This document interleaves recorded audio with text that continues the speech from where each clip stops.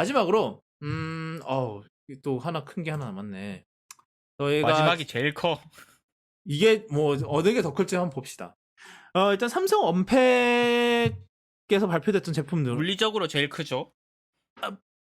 Sure. 아닌가? 네. 그렇다 치죠. 잠깐만요. 왜 문이 열렸냐?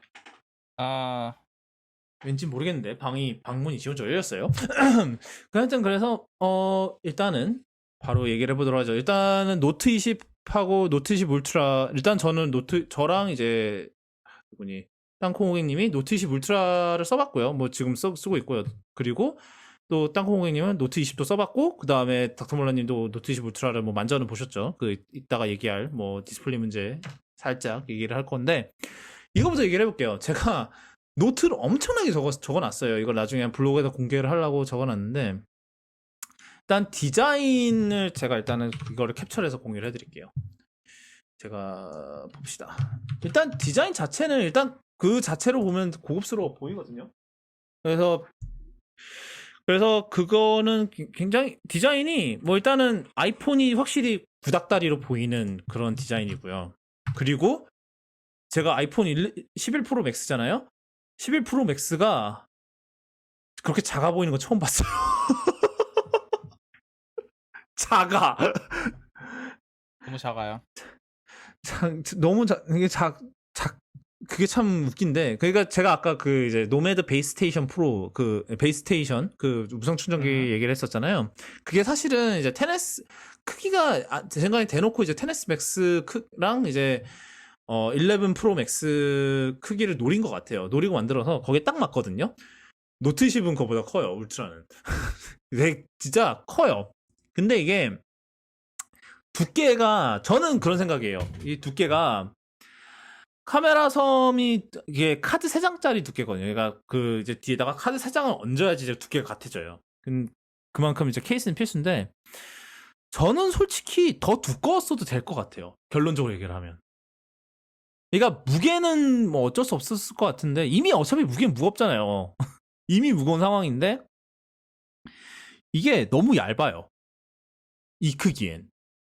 그래서 좀 손으로 잡기가 되게 애매하다 그래야 되나? 좀 그런 느낌이 좀 안 들던가요? 저는 안 들었어요. 이거 여기서 무게 좀 더 늘어나면 진짜 못 들겠다까지 생각을 들었고. 아니 이게 떨어뜨릴 것 같더라고요. 좀 이게 너무 얇아서 미끌거리기도 하고 유리가. 그래서 게다가 솔직히 엣지 디스플레이인 것도 별로 도움이 안 되고. 예, 그건 맞아요. 엣지 디스플레이는 진짜 저는 마이너스라고 보고 있고, 아마 이제 지금 블루님 화장실 가셨는데 돌아오시면 엣지 디스플레이가 이제 측정치로도 개판이다라는 걸 이제 얘기해 주실 건데 아직 안 오셨네요. 뭐 그건 저 오시나? 아니 뭐 하여튼 그 얘기는 좀 이따 하도록 하고요. 그리고 돌아왔습니다. 예. 그 네. 엣지 디스플레이 까고 있었는데 좀 까주시죠. 아, 엣지. 이게 엣지가 디자인적으로 뭐 플러스 요인이 있죠. 그 오른쪽에 베젤을 전면에서 봤을 때 거의 감춰버릴 수 있으니까 양쪽에. 근데 이제 그거 말고 그냥 엣지가 화면이 그냥 휘어 있는 거잖아요. 그렇죠. 그렇죠. 그러니까 시야각 문제가 그 좀 있어요. 화면에 예, 시야각이라는 게 있어요. 지금 이제 뭐 보시고 계신 폰을 이렇게 뭐 45도, 뭐 30도 이렇게 각도를 꺾어 보시면 이제 그 화면이 이제 정면에서 보던 거랑 화면이 좀 다르게 보일 거예요. 이제 흔히들 이제 OLED는 시야각이 좋다라고 얘기를 하시잖아요. 그리고 그게 실제로 어느 정도 사실이기도 하고요. 밝기 이제 특히 LCD 같은 경우에는 양옆 위아래 이런 식으로 각도가 틀어져 버리면 밝기가 확 죽어요. 밝기가 확 죽고 그러면 이제 당연히 컨트라스트 레이쇼도 죽고, 예, 명암비도 죽고 그런 문제가 있는데 OLED는 그건 좀 덜해요. 밝기 저하는 없는 건 아니고요. 밝기 저하 여전히 큰데 LCD에 비하면 훨씬 적다 이 정도 얘기고, 컨트라스트 레이쇼도 그러니까 덜 망가지고요. 근데 이제 문제는 이제 핸드폰 같은데 이게 또 핸드폰에 쓰이는 OLED랑 TV에 쓰이는 OLED가 방식이 다르거든요. TV에 쓰이는 OLED 같은 경우에는 이제 그런 문제가 없는데 스마트폰에 쓰이는 OLED 같은 경우에는 전면 발광 방식이라는 기술을 사용을 해요. 이게 뭐 자세한 설명은 복잡하니까 이제 자세한 설명은 이제 여기서 이렇게 자세한 설명은 컬러 스케일로 올라오나요? 뭐 나중에 할 수도 있겠죠. 시각적인 자료 없이 하기는 너무 힘든 설명이고 그래서 어쨌든 그 전면 발광이라는 방식 때문에 그거를 측면에서 보게 됐을 때 이제 전면 발광이라는 게 막 이렇게 중간에 빛이 어떤 공간에 갇혀가지고 엄청 좁은 공간에 갇혀가지고 막 이렇게 튕기면서 증폭되는 현상을 이용하거든요. 근데 이제 그 증폭되는 파장, 그러니까 내가 증폭시키고 싶은 파장을 증폭시키는 건데 그게 옆에서 보면 광학거리가 달라져서 다른 파장이 증폭이 돼버려요. 그러면 어떻게 되냐면 우리 눈에 보이는 색이 바뀝니다.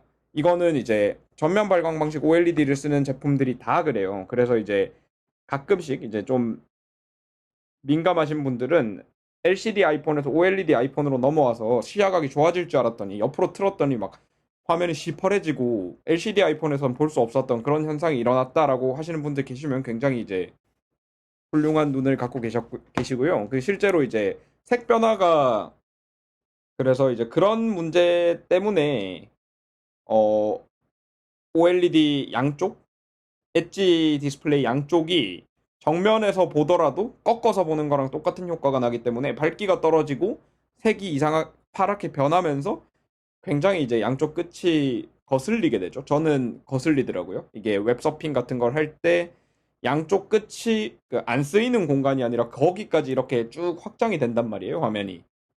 그러면 이제 그 부분만 색깔이 달라. 그래서 저는 그게 꽤 거슬려서 별로 안 좋아합니다. 근데 뭐 좋아하시는 분들도 많으니까. 네. 안 좋아하는 사람도 되게 많더라고요. 그게 저는 개인적으로 잡는 게 너무 힘들었어요. 그게 좀 미끌미끌거려서 솔직히. 예. 저는 쥐고 있을 때 계속 거기가 눌리더라고. 터치되는 느낌? 그래가지고 뭐 리젝션이 있다고는 하는데 제대로 안 되는 것 같아요. 그래서 전 엣지 디스플레이를 굉장히 처음 나왔을 때부터 굉장히 혐오했고 지금도 마음에 들진 않아요. 아, 그리고 혹시 색 뭘로 받으셨어요? 아, 투고요. 저 예. 고르라길래 흰색 골랐어요. 그게 이제 이게 노트 20 울트라 같은 경우 색이잖아요. 그래서 미스틱 블랙, 미스틱 화이트, 그다음 미스틱 브론즈인데 브론즈만 무광이에요. 이 둘은 유광이에요. 왠진 모르겠어. 브론즈 색이 유광이면 너무 번쩍번쩍거려서 부담스럽나? 아니 그거 제 생각은 뭐냐면 할 거면 다 무광을 하지 왜 얘네 둘은 유광이지? 약간 그런 생각? 뭐 이거는 어디까지나 미적 선택이기 때문에 삼성 취향이 그런 걸로 뭐 일관성이 네. 없잖아요. 뭐 하여튼 그래서 그거는 또 그거고 사실 이번 노트 10 울트라에서 좀 뭐 컬러 스케일의 블루님 모셔왔으니까 또 얘기를 해봐야 될 부분이 이제 디스플레이예요.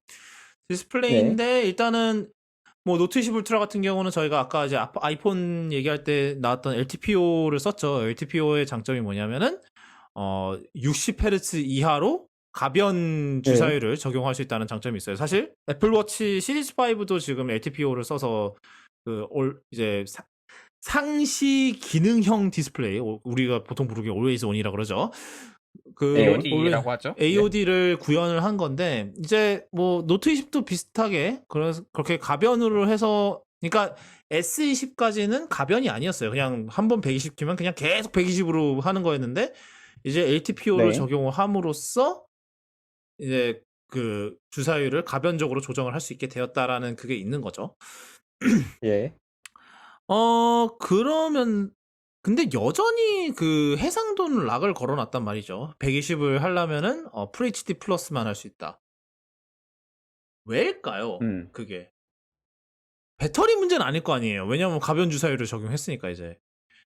그래도 픽셀 수가 비약적으로 증가하기 때문에 이거는 가변을 한다고 해도 픽셀 수가 몇 배 많죠? 이게 지금 제가 계산이 안 되는데 이게 1.5 FHD랑 차이 나지 않나요? QHD가 그러니까 가변을 해도요. 가변을 하면 근데 사실 환경에 따라서 좀 다를 것 같고 가변 없이 그냥 생 120으로 가면 거의 2배 가까이 1.8배 정도 가까이 그렇죠. 차이가 나기 때문에 가변을 한다고 손 치더라도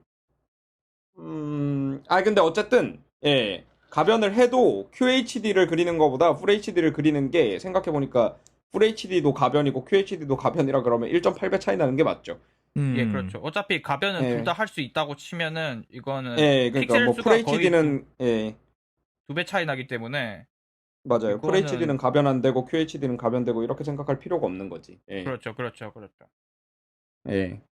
그러니까 이건 뭐 예전에는 그런 얘기도 있었어요. 뭐 대역폭 문제도 있다, 뭐 그런 얘기도 있었는데 그거는 확인이 안 되니까 뭐 제껴두고요. 그러니까 그 대역폭 문제는 제가 지난번에도 한번 얘기를 했던 것 같은데 아닌가? 어쨌든 그거는 이제 설계할 때 그냥 레인을 더 넣으면 되는 거예요. 그러니까 그거는 설계상 선택의 문제인데 선택을 안 한 거죠, 삼성이. 우리 120을 이번에도 QHD 120을 안 넣는 게 낫겠다. 배터리 타임을 보아하니 이거는 다음 세대의 그걸로 남겨놓는 게 낫겠다라고 결정을 하고 그 대역폭을 레인을 맞춘 거군요. 하나만 넣은 거죠. 예. 그러면 예. 인과관계가 바뀐 거다. 그 주장은. 예, 그러니까 그게 예전에 이제 나왔던 이유가 뭐였냐면 추후에 소프트웨어 업데이트를 통해 QHD 120을 지원할 것이다라는 거를 반박하기 위해 나온 얘기였어요. 하드웨어 자체가 이렇게 설계가 되어 있기 때문에 하드웨어 자체가 이렇게 설계되어 있기 때문에 소프트웨어로는 QHD 120 활성화가 안 된다라는 얘기를 하기 위해서 나온 얘기고 그게 이제 근데 그 와전이 어떻게 돼가지고 커뮤니티 같은 데 보니까 거꾸로 얘기가 되더라고요. 이게 이거라서 이게 120이 안 된다 뭐 이런 식으로 얘기를 하는데 뭐 그 레인 늘리는 거는 그냥 설계상 선택입니다. 뭐 삼성이 기술력이 없어서 레인을 하나밖에 못 넣었다 이런 건 아니란 얘기죠. 그 와중에 뭐 색감은 여전히 아이폰에 비해서는 좀 뭐랄까 기준이 좀 채도가 좀 높은 세팅인 것 같긴 하더라고요. 근데 이거는 뭐 역시 이게 소비자 소비자 취향인가 모르겠네요. 하여튼 네. 자연스러운 화면으로 쓰시면 거의 똑같아요. 아이폰이랑 색감이.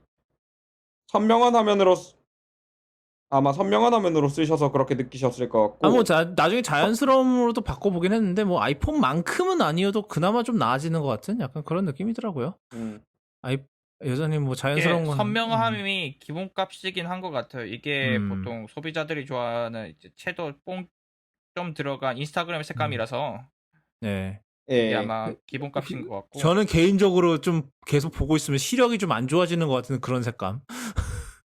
약간 예, 뭐 그런 참고로 말씀드리면 시력에는 아무 문제가 없긴 합니다. 예, 네, 당연히. 예. 뭐 그렇긴 한데 기본상입니다. 기분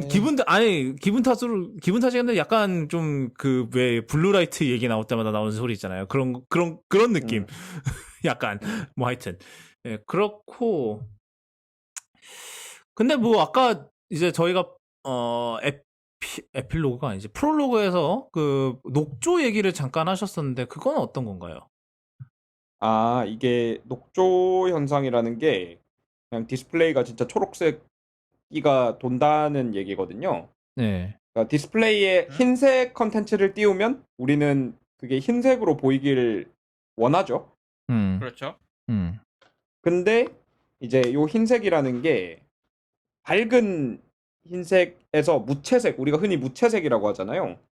그러니까 RGB 모든 성분이 똑같으면 이제 그게 무채색이 되는 거고 그 무채색은 빨간색, 초록색, 파란색 어디로도 치우치지 않은 색이어야 되잖아요.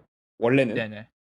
근데 이제 그 녹조 현상이라는 게 뭐냐면 저휘도 그러니까 디스플레이 밝기가 낮을 때 G가 디스플레이 튀나 밝기가 보죠? 낮을 때 예, 그 쫙 회색들을 이렇게 쫙 늘어놓고 보면 낮은 밝기의 회색들 원래 이제 무채색이어야 될 색들이 유채색이 돼요. 초록색으로. 그건 결함이겠죠? 결함이라고 봐야겠죠, 이런 거는. 그러니까 이거는 좋은 현상은 아니니까 적어도. 예. 그래서 이게 눈으로 보니까 확실히 있어서 측정을 해봤는데 아직까지 측정 데이터는 그 아무데도 안 올라가 있고 왜냐하면 이 코도캐스트 시작하기 10분 전에 측정이 끝났기 때문에 예.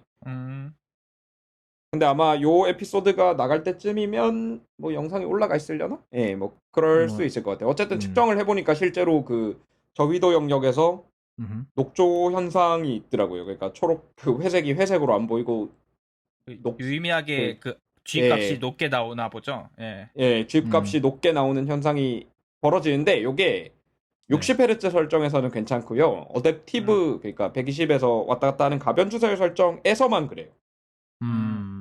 그러면 그게 혹시 뭐 제품 편차가 있는 건가요? 아니면 공통적으로 나타나요? 제품 편차가 당연히 있을 거고요. 근데 이제 전반적으로 나타나는 현상이 아닌가 싶긴 해요. 제가 좀 더 그래서 제품을 구해봐야 될 것 같아요. 그 해당 부분은. 투고한 투고를 다음에 이거 한 다음에 하면 이거를 이제 혼나나? 투고로 해서 여러 대를 투고해야 되나? 일단 제가 한 대 해오긴 했는데 어떻게 하면 근데- 테스트할 수 있죠? 예. 그거 근데 특정 투고가- 작업을 하셔가지고 응. 투고는 거기에 좀 써도- 그런 예? 앱을 깔 수 있나요? 예, 거기다 깔수 앱을 있어요. 설치할 예. 수 있나요? 깔 수 있어요. 할 수 있어요. 그러니까 그 APK 파일 설치도 되나요? 아 그건 모르겠네. 여기 아. 일단 이게 MDM 걸려 있긴 해도 예. 아마 외부 APK는 아마 막았을 것 같아요.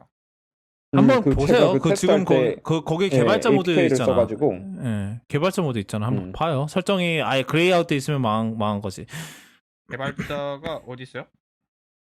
이거 어디 있지? 보안에 있나? 뭐 설정이 어디 있는지 모르겠네. 아마 그레이아웃 돼 있지 싶은데. APK라고 모르겠다. 예, 웹 아니다 정 외부 안 되면 소스 아니면은 뭐 검색을 해보세요. 개발자 옵션. 외부 소스. 정 안 되면 뭐 구독자들한테 굽신굽신 빌려달라고 영상을 올려보죠 뭐. 굽신굽신. 한 대 정도는 더 살 생각이 있고 아, 여기 근데 있다. 제가 막 특별한 100대씩 살 수는 접근. 없으니까 특별한 접근. 예. 출처를 알 수 없는 앱 설치 이건가요? 네, 그렇고 예, 아마 그걸걸요? 그거일 그거. 거예요. 되는 듯? 아, 안 된다. 중지 데이터가. 오케이. 예. 그냥 뭐 그거는 안 이거는 되는 나중에 걸로? 영상 올리고 뭐 구독자분들한테 뭐 그거를 받든지 해야 될 것 같아요. 요거는. 뭐 그래서 아직까지 이게 뭐 전반적으로 나타나는 현상인지 몇몇 기기에서 나타나는 현상인지는 모르지만 일단 제가 갖고 있는 기기에는 있었다.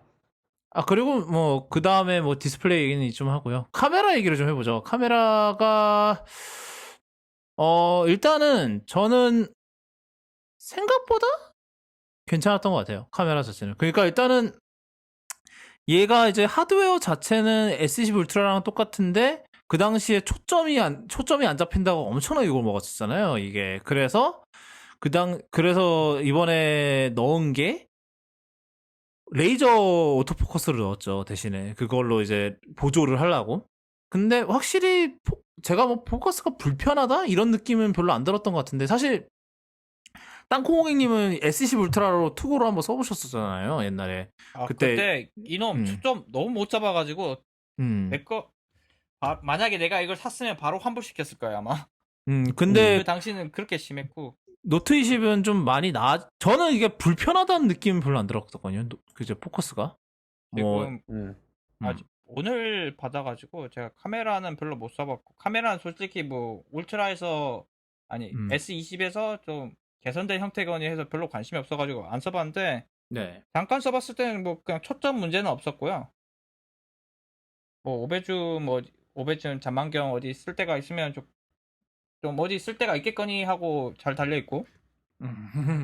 뭐 저는 그게 기본 세팅으로 5배가 돼 있는 거는 조금 에러인 것 같아요. 이거는 뭐 그 하드웨어 문제라는 게 아니라 이제 UX 문제인 건데 사실 솔직히 사람들이 5X보다는 2배를 더 많이 쓰지 않을까? 솔직히 한 번에 그냥 이제 노트 20 울트라 카메라를 보면 3개예요. 광각, 일반, 그리고 망원 이렇게 3개 토글을 하나씩 선택할 수 처음에는 그렇게 돼 있고 나중에 그거를 조정을 할 때 이제 밑에 이제 세부가 뜨는데 그래서 그냥 망원 버튼을 누르잖아요. 그럼 무조건 5배로 가버려요. 이게 그냥 사진 찍은 사람 입장에서 되게 당황스럽거든요. 그게 처음에 그 갑자기 이러면서 이제 다시 이제 EX 눌러서 이제 2배 줌으로 다시 뒤로 빠져야 되는데 그거는 UX가 조금 에러였던 것 같아요. 개인적으로는 이게 과연 그 정도로 이게 물론 이제 5배가 이제 과학적으로 이제 기본이니까 그쪽으로 세팅을 한 것 같은데 사람들이 이제 사용하는 시나리오를 생각하면은 솔직히 그게 기본일 기본 많이 이제 5배를 많이 쓸 것 같지는 않거든요, 솔직히. 그래서 그건 조금 에러였던 것 같고 좀 혹시 그 옛날에 왜 그때 이제 또 땅콩 호객님이 비판하셨던 부분이 이제 뭐 EX 이제 2배 줌을 할 때 이제 그 소프트웨어로 이제 그 메인 카메라랑 이제 합쳐서 이거를 이미지를 합성해서 만드는데 그게 굉장히 부자연스러웠다고 하셨었잖아요, 그때. 좀 부자연스러운 게 아니라 화질이 구렸어요, 그냥. 그것도 부자연스러웠던 거라고 하죠. 근데 지금은 좀 어떤가요? 지금은 제가 아직 다시 말씀드리지만 카메라에 관심 없고 노트 기능 써보려고 빌린 거라서 아직 테스트를 안 해봤는데 저런. 샘플 사진들 보면 개선이 된 것 같긴 하더라고요. 그래서 일단 제가 찍어 보고 다음에 말씀드리겠는데 일단 견작보단 나아졌다. 네, 저도 사실 그때 2X를 몇 장을 찍어봤는데 막 화질이 막 구리다 이런 느낌은 안 들었던 것 같아요, 제 생각에.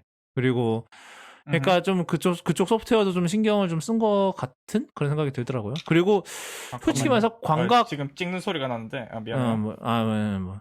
그래서 솔직히 그 광각은 뭐 초광각은 사실 뭐 아이폰보다 나은 것 같고 워낙 아이폰 11이 워낙 좀 구린 걸 써서 많이 워낙 구리죠. 예, 좀 구린 걸 써서 지금 대충 찍어 보니까 아니 좀 애매하다. 그 수채화 그 느낌은 아니네요.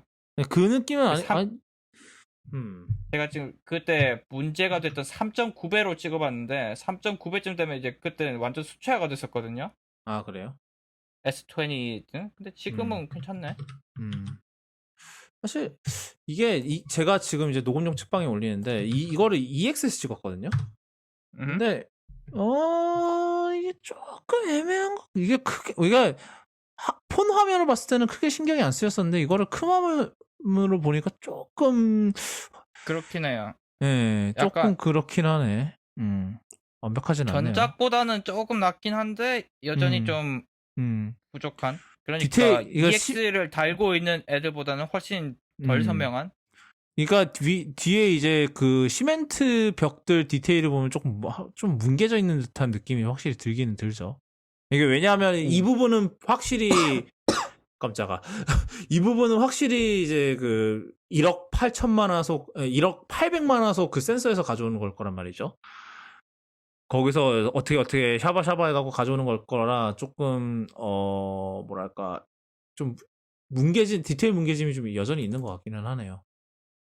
뭐 근데 뭐 5배 자체는 그 줌 자체는 좋은 것 같아요. 왜냐하면은 그러니까 평소에는 좀 힘든 거를 많이 그러니까 평소에는 이렇게 찍기 힘든 샷들이 가능해지는 약간 새로운 가능성을 열어준다는 점에서는 좀 칭찬을 해주고 싶기는 해요. 근데 만약에 그거를 이제 2X 사실 이제 아까도 얘기했지만 5배보다는 2배를 더 많이 쓰는데 이제 그 구간의 소프트웨어를 그렇게 잘 못하면은 조금 그게 의미가 조금은 퇴색되는 느낌이 좀 있어서 그건 조금 아쉽다라는 생각이 좀 드네요.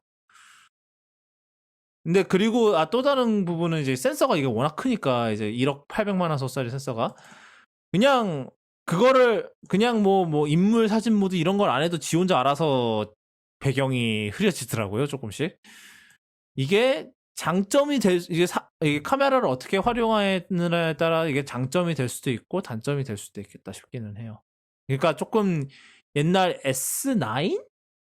10까지 있었나요? S10까지 있었던 그 가변 조리가 조금 그리워지는 것 같아요. 이 순간만큼은. 아마 그게 요번에 센서 엄청 큰 거를 탑재를 하면서 도저히 기술적으로 불가능하다고 해서 뺐다고 그때 S20 때 들은 것 같은데 가변 조리개를 뺀 이유가 도저히 이럴 정도의 큰 센서에서는 가변 조리개가 사실상 불가능하다라고 그래서 그때 뺐던 것 같은데 좀 그립긴 하더라고요. 왜냐하면 제가 이제 또 사진 하나 올릴 건데 이 사진은 이제 이제 피사체랑 이제 배경의 거리차 때문에 그냥 지 혼자 배경 흐림이 돼버린 거거든요. 너무 그냥 자연스럽게. 그래서 그게 좀 아쉬웠던 것 같아요. 뭐 노트는 여기까지 하고요. 뭐 사실 그 출고가는 145만 원인데 뭐 그 가격대에서는 뭐 오케이. 뭐 그렇게 약간 NKBHD는 이렇게 얘기를 하더라고요. 이게 가격이 1299, 그러니까 우리나라 140 얼마인데 당연히 그 값은 한다고. 당연히 그래야지. 약간 그런 거잖아요. 그렇게 돈을 받을 거면은 그 정도, 이 정도는 돼야지. 문제는 노트 20이죠. 예. 그 얘기를 해보죠. 이제 이거는 이제 땅콩 호객님만 써봤는데, 자, 얘기를 해봅시다. 이게 일단은 출고가가 125만 원인가 그래요. 이제 미국에서 999고요. 일단 실고가를 빼놓고 제품만 보면은 은근 괜찮아요. 얘가 60Hz지만 얘 필기 펜 개선이 돼가지고 처음엔 얘가 60Hz인 거 몰랐어요. 저는 이게 눈치 못 챌 정도로 필기감이 굉장히 좋았는데 문제는 얘는 이제 다른 데서 있어요. 이제 카메라도 이것저것 빠지고 재질도 플라스틱 그리고 뭐 용량 문제도 있고 그런데 가격이 안 싸요 생각보다. 그래서 굉장히 구려요. 그래서 이걸 이 돈 주고 살 바에는 그냥 노트 울트라 사고 말지 이 생각이 들고 아까 NKB 언급하셨는데 그분도 그 사람도 노트 20을 뭐라고 했냐면 노프테크라고 노프테크 그러니까 갤럭시 노브 20이라 그랬어요 심지어. 예 그랬는데 그렇죠. 그러니까 대체 뭐 어떤 그러니까 약간 거의 저희가 맨날 벨벳을 까잖아요. 저희가 벨벳을 까는 포인트로 얘기를 하는 게 결국은 이 사양의 그 가격으로 나오는 게 지금 말이 되는 건가였거든요. 근데 저는 이 실수를 삼성이 똑같이 할 줄 몰랐어요. 솔직히. 적어도 이 가격에서 한 100달러는 빠졌어야 돼요. 아무리 못해도 100달러. 100달러. 그래서 노트 10보다는 확실히 쌌어야죠. 네, 그건 그렇죠. 맞아요. 근데 그러니까 노트 10보다 쌌어. 왜냐면 노트 10은 그냥 크기 작은 것 빼고는 거의 물론 그 외에도 뭐 해상도 다르고 일단 최소한 디자인은 똑같았거든요. 노트 10 플러스랑. 그러니까 그리고 고급스럽고 디스플레이도 지금처럼 이렇게 끝나누기가 심하지 않았어요. 노트 10이랑 노트 10 플러스는 해상도 말고는 디스플레이 차이가 거의 없었거든요. 네. 근데 지금은 끝 나누기가 심각하게 됐다고 들었어요. 이제 60Hz로 끝나는 게 아니고 더 있죠? 예. 뭐 카메라는 뭐 60? 사실 뭐 예상됐던 부분이고. 예, 뭐 60Hz가 문제가 아니라 뭐 휘도도 떨어졌고요. 그 아까 제가 말씀드렸던 그 노트 10보다 싸져야 된다고 얘기했던 게 노트 10보다 그냥 디스플레이가 안 좋아요. 그게 뭐 그냥 그게 노트 9 패널 그냥 가져다 썼다는 얘기가 있던데. 그러니까 노트 9이랑 이제 같은 뭐 재료셋에 같은 공정을 사용한 디스플레이를 썼나 봐요. 뭐 보급형 때문에 그거를 만들고 있으니까. 네. 그때 왜 저희가 옛날에 음. 얘기했었잖아요. 그 노트 9 다시 재생산하더라. 그냥 그 패널 가져다가 어쩐지. 똑 가져다가 그냥 그대로 갖다가 음. 붙인 것 같은 약간 그런 느낌인데. 음. 그래서 좀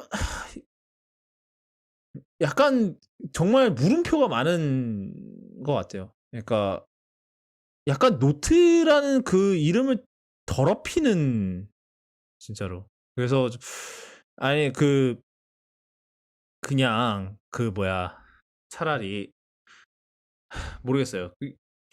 굳이 이거를 같은 노트라는 그거로 맞춰서 해야 했을까? 약간 그런 생각이 드네요. 예, 좀 그래서 이거 결국은 제 생각엔 나중에 뭔가 가격을 엄청나게 뺄 용도로 지금 이렇게 해놓은 게 아닐까라는 생각이 좀 들어요. 얘야말로 나중에 음. 버스폰이 되지 않을까. 예, 그러니까 삼성이 이런 전략을 구사하는 것 자체가 좀 어이가 좀 없긴 한데, 솔직히 말해서. 아마 이거 솔직히 다들 그거 써보고 이거 가격이 20만 원밖에 차이 안 나네? 20만 원도 차이가 안 나네? 그러면 다 울트라 살 거예요. 그러면 이제 재고 체결해놨다가 나중에 버스지. 궁극에 이거는 버스 프리미엄. 기왕이면 병 희생양이에요, 이거는, 진짜. 기왕이면 병을 유발시키려는 전략인 것 같아요, 진짜로. 이거 처음에 보고, 이게 어떻게, 그 당시에 이제 한국 가격이 안 났으니까, 아니, 이게 어떻게 봐서 이게 999야, 이랬는데, 이게 곰곰이 생각해보니까, 이거는 그냥 기왕이면 병을 유발시키기 위한 녀석이구나. 그냥 희생양이구나. 그런 면에서는 그냥 그 용도로만 만들 거면은 좀 모르겠어요. 굳이 약간 사서 고생한 느낌인 것 같고 그냥 차라리 그냥 노트 10 울트라만 내놓든가. 그럴 바에는. 그래서 노프 예. 20는 안 음. 사고 울트라 사시고 울트라, 예, 다음 울트라, 제품을 한번 예, 다음 제품 실컷 뜯고 까나요? 예, 뭐 그럴 시간이 많이는 없는 것 같은데 간단하게만 얘기를 해보죠. S7 이게 갤럭시 탭 S7하고 S7 플러스는 뭐 카카오톡도 안 들어가는 거 그냥 지금 얘기해봤자 아닙니다. 죄송해요. 물론 지금 받아보신 분들 이미 있더라고. 예판이 끝났기 때문에 아 그래요? 가을에나 예. 나온다더니 벌써 나오나 보네요. 9월 1일 이렇게 나온다던데 정식이 그렇고 이미 예판은 들어가서 받은 분들이 있어요. 그래서 얘기를 들어보면 뭐 잘 나왔어요. 저도 아주 잠깐 만져봤었는데 뭐 그때 네. 120Hz 필기가 워낙에 좋아가지고 아이패드보다 네. 이거 더 좋은 거 아닌가라는 느낌도 받았었고, 네. 그리고 삼성 노트 생각보다 잘 만들었다. 뭐 이건 리뷰어들마다 다 하는 얘기인데 그게 이제 그 큰 폼팩트에 들어가니까 좋다. 문제는 근데 안드로이드다. 안드로이드다. 그거는 진짜 삼성이 혼자서 해결할 수 있을까는 모르겠고요. 물론 이건 달걀이 먼저냐 계란이 먼저냐 닭이 먼저냐 그 문제인데, 사실 안드로이드 그 태블릿 생태계는 닭이든 계란이든 둘 다 죽었어요. 그래가지고 둘 다 죽어서 지금 살리기가 쉽지 않을 거예요.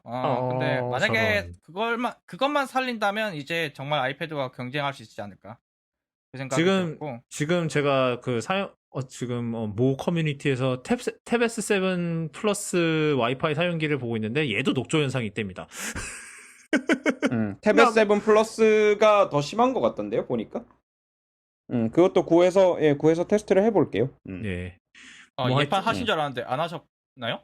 아, 예판 했는데 기계가 28일 날 온대요. 내일 오네. 음. 아니구나. 좀 시간 넘어간 거구나. 근데 이거 뭐 하여튼. S7 얘들도 좀 초기 분량이 살살 얘기가 나오더라고요. 뭐 휘어 있다든지 아이패드 마냥. 아이패드네. 따라할 게 뭐 없어서 그걸 따라하냐. 카메라에 먼지가 들어간다든지 뭐 액정 맞죠? 액정이나 아니 OLED에 먼지가 들어간다거나. 예. 이거는 아직 초기 물량이기 때문에 뭐 나중에 봐야죠. 예. 이거는 나오면 이제 더 얘기를 해보고. 네, 그다음 예. 강낭콩. 예. 갤럭시 강낭콩. 저는 네. 이게 일단은 모르겠어요. 저는 일단 못 써봤는데 혹시 그 닥터몰런이 잠깐이나마 써보셨나요 혹시? 예, 잠깐 써봤어요. 예. 노이즈 캔슬레이션이 되긴 하나요? 그러니까 이게 애매해요. 그러니까 네.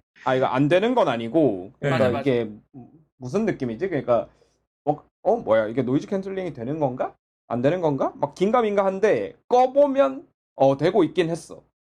근데 약간 긴가민가해요. 맞아. 예. 이거 헤드폰 노이즈 캔슬링 잘 되잖아요. 근데 헤드폰을 당연히 살짝 벌리면 주변 소음 다 들으면서 잘 안 되잖아요. 약간 그 느낌? 뭔가 애매하네. 이게 노이즈 캔슬링을 하기는 하는데 분명 제가 이제 저는 이제 좀 소음 있는 환경에서 뭐 딜라이트 이런 데서 만져본 거라서 정확한 느낌이라고 말할 수는 없지만, 그때 처음 했던 느낌은 뭐 소리나 뭐 착용감 자체는 좋은데 노이즈 캔슬링이 있긴 있나? 일단은 꽂으면 다 들려 밖에가. 일단 외부 일단 얘가 패시브 그 노이즈 캔슬링이 아예 없다시피 하기 때문에 예. 일단 주변 소음이 일단 다 들어오는 상태에서 얘가 액티브로 그 저음대 줄인다고 온갖 쇼를 하는데 일단 들어와요 귀로. 그러니까 이게 분명히 이게 굉장히 중요한 말씀을 해주셨는데, 액티브 노이즈 캔슬링은 기본적으로 패시브 노이즈 리덕션? 그거를 기반으로 해야 돼요. 그러니까 밀폐로 막을 수 있는 소리는 다 막고 그 남은 소리를 없애는 게 액티브 노이즈 캔슬링이지, 열린 공간에서 할 수 있는 그런 기술이 아니거든요. 그럼 효율이 굉장히 나쁘니까. 근데 그래서 그런 문제가 있는데 근데 이거는 사실 이제 에어팟 프로도 이게 완전 밀폐형 커널이 아니란 말이에요. 근데 약간 이제 세마이죠. 예. 요즘 기술에서는 요런 것까지도 이제 우리가 만족스러울 수준까지 이제 노이즈 캔슬링을 해주는데, 물론 이제 완전하게 잡고 거기에 이 기술이 더해지면 더 완벽해질 테지만, 그 완전 밀폐가 주는 불편함이 있으니까 뭐 이제 그래서 이제 에어팟 프로가 대단하다라고 얘기를 했던 건데, 아마 이 강낭콩이 제 생각에는 귀 모양에 따라서 노이즈 캔슬링이 잘 된다고 느끼시는 분도 있을 거고, 그렇죠. 반대로 또 이제 그지 귀 같다고 모양에 하시는 따라서 노이즈 캔슬링이 거의 안 된다라고 느끼시는 분도 계실 것 같아요. 이게 뭐 저는 음향 쪽의 전문가는 아닌데 귀동량으로 들은 거에 의하면 전달 함수가 확실해야 노이즈 캔슬링, 액티브 노이즈 캔슬링이 제대로 된다고 하더라고요. 근데 이게 이런 그 강낭콩 형태는 이제 특히 오픈형의 강낭콩 형태는 이제 이런 전달 함수를 제대로 구하기가 어려워서, 여러 귀 모양에 따른, 그래서 그게 힘든 부분인데, 아마 그래서 이게 만약에 누구는 뭐지? 나는 노이즈 캔슬링이 굉장히 좋게 들렸는데, 반대로 이제 누구는 뭐야? 난 노이즈 캔슬링이 하나도 안 되는 것 같았는데 라고 했을 때 둘 다 맞는 말일 수 있을 것 같아요. 이거는 뇌피셜입니다. 예. 뭐 그런 저는 어쨌든 간에 노이즈 캔슬링이 인상적이진 않더라고요. 딱 꼈을 때 뭐야, 이게 노이즈 캔슬링이 되는 건가? 안 되는 건가? 한데 꺼보니까 되고는 있었더라. 뭐 약간 이런 느낌? 예. 예, 뭔가 줄이고는 있었다. 음. 근데 그게 이제 막 에어팟 프로를 꼈을 때처럼 확 와닿는 그런 거는 절대 아니고요. 전혀 아니고요. 예. 그 예전에 뭐지? 그 애플 닥터들의 스튜디오 3? 예. 스튜디오 3 있었죠. 그 헤드폰인데 노이즈 캔슬링이 있긴 한데 좀 구렸죠. 예, 그때 노이즈 캔슬링이 약간 좀 구렸는데 막 그거보다도 보다도 살짝 더 구린 구렸어요. 것 같아요. 예. 그거는 이제 그래도 귀를 기본적으로 다 덮는 형태라서 거기에서 오는 차음이 있는데, 얘는 거기 노이즈 캔슬링 수준은 걔랑 비슷한 것 같고 거기서 그게 빠진 느낌? 예. 음. 뭐 그러네요. 삼성도 다음 네. 세대에는 잘 만들어내겠죠. 네. 다음 세대는 그냥 이제 패시브 없이는 액티브 노이즈 캔슬레이션이 잘 안 된다는 걸 사실 깨달았어요? 알고는 있었을 음. 테지만 뭔가 조금 음. 대중적인 형태를 원했던 것 같아요. 뭐 여기서 조금 더 음. 개선을 한다던가 아니면은 여기서 좀 차음성을 조금은 강화를 한다던가 뭐 되겠죠? 근데 노이즈 캔슬레이션 부분을 빼고 봐도 이 제품은 꽤 잘 만들었어요. 굉장히 착용감이 평했고 뭐 전 이제 소음이 있는 환경에서 소리를 평가할 수는 없는데 이게 들어본 사람들에 의하면 저음이 꽤 괜찮다. 드라이버가 커서 그런지 드라이버가 크긴 크거든요. 그래서 뭐 저음 쪽이 괜찮다. 뭐 소리 괜찮고 뭐 연결성 좋고 뭐 이런 얘기 나오니까 네. 한번 청음은 해보시고 가격도 저렴한 편이고 만약에 노트 사신 분이라면 이제 할인 쿠폰이 있으니까 그걸로 더 싸게 사시고 그렇죠. 그렇겠죠.